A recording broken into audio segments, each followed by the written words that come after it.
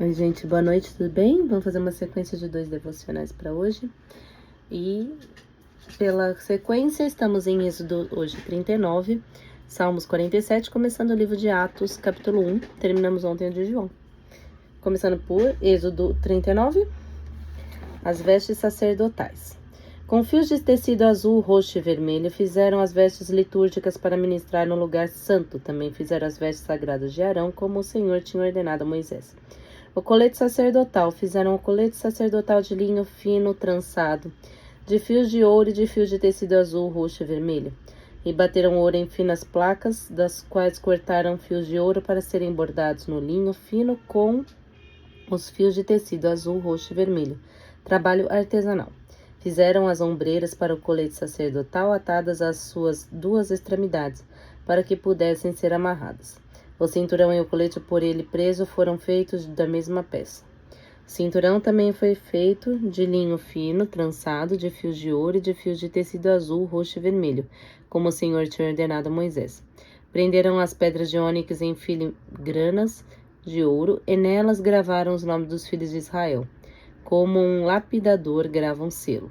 Então as costuraram as ombreiras do colete sacerdotal, como pedras memoriais para os filhos de Israel, como o Senhor tinha ordenado a Moisés. O peitoral. Fizeram peitoral, trabalho artesanal, como o colete sacerdotal, de linho fino trançado de fios de ouro e de fios de tecido azul, roxo e vermelho. Era quadrado, com 1 palmo de comprimento e 1 palmo de largura, e dobrado em 2. Em seguida fixaram nele 4 fileiras de pedras preciosas. Na primeira fileira havia um rubi, um topázio e um berilo.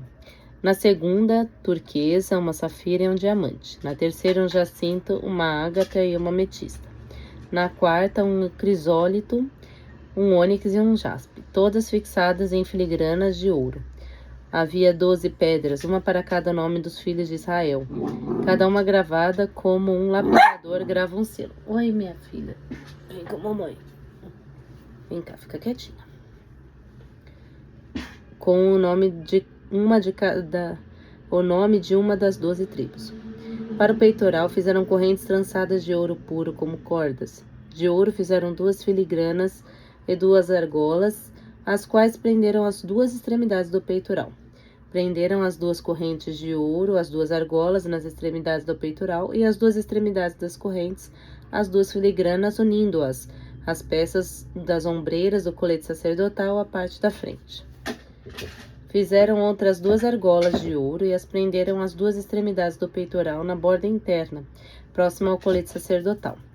Depois fizeram mais 2 argolas de ouro e as prenderam na parte inferior das ombreiras, na frente do colete sacerdotal, próximos da costura, logo acima do cinturão do colete sacerdotal.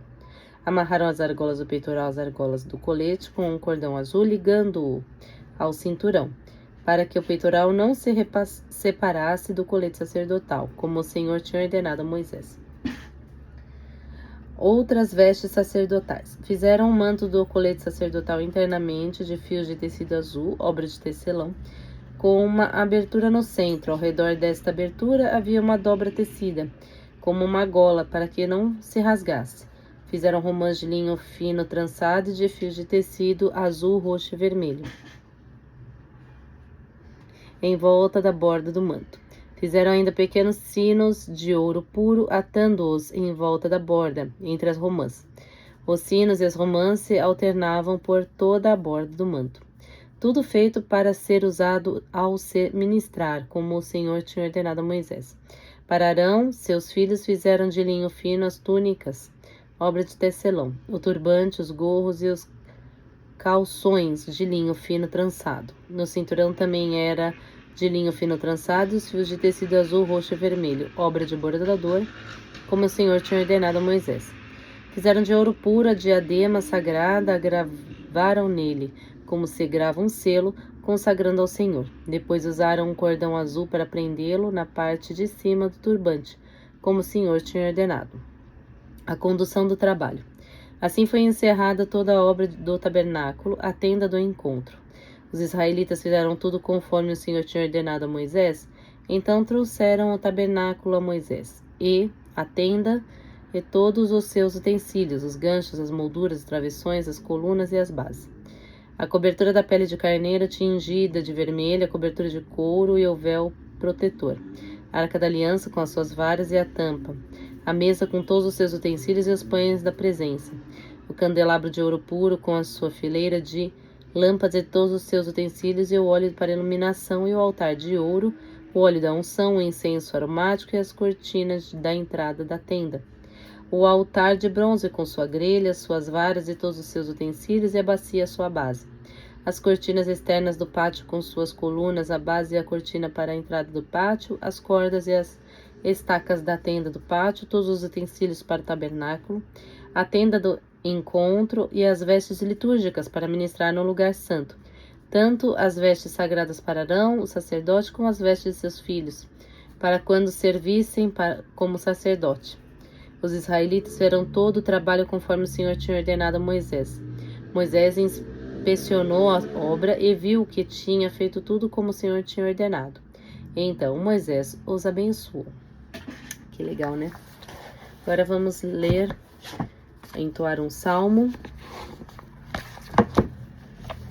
Capítulo 47. O triunfo do reino de Deus. Salmo para o músico mor entre os filhos de Coré. Batei palmas todos os povos, aclamai a Deus com voz de triunfo, porque o Senhor Altíssimo é tremendo e Rei grande sobre toda a terra.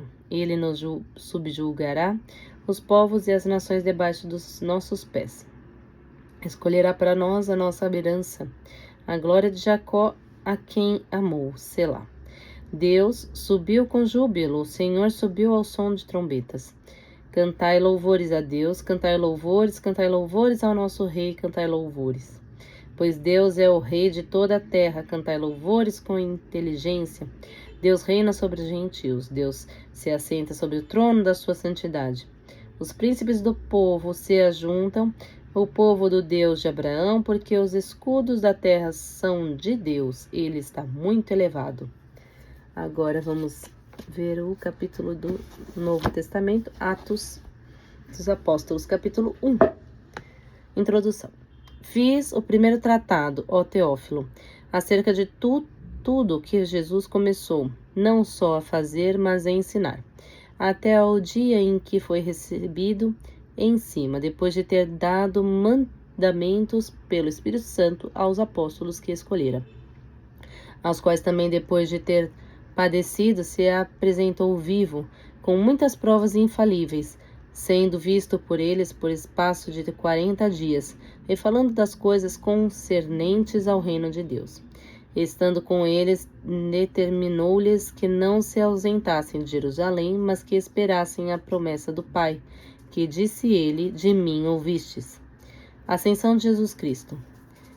Porque na verdade João Batista com águas, mas vós batizou com águas, mas vós sereis batizados com o Espírito Santo, não muito depois destes dias. Aqueles, pois, que se haviam reunido perguntaram-lhe, dizendo, Senhor, restaurarás tu neste tempo o reino a Israel? E disse-lhe, não vos pertence saber os tempos ou as estações que o Pai estabeleceu pelo seu próprio poder, mas recebereis o poder do Espírito Santo que há de vir sobre vós.